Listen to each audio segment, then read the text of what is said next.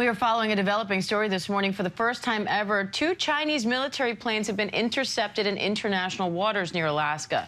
That's according to the North American Aerospace Defense Command.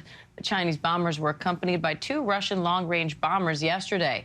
U.S. and Canadian fighter jets were sent up in response, but things ended without incident.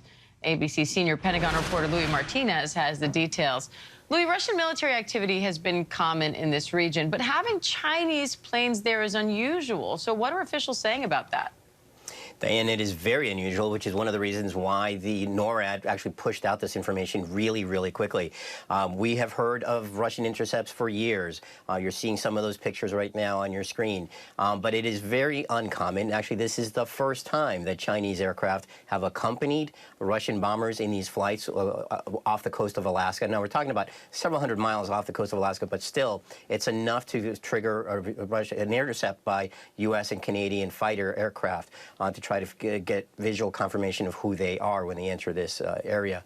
But it's really uncommon and kind of shows the growing bonds between both China and Russia militarily. This is something that developed after, that we've seen increasing with more frequency after Russia's invasion of Ukraine 2 years ago. But this is, again, the most visible scene that we've seen so far of this growing military cooperation between both countries.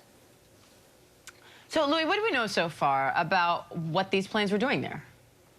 Well, it's obviously that they're trying to send a message. They're trying to send a message that both Russia and China's militaries can work together.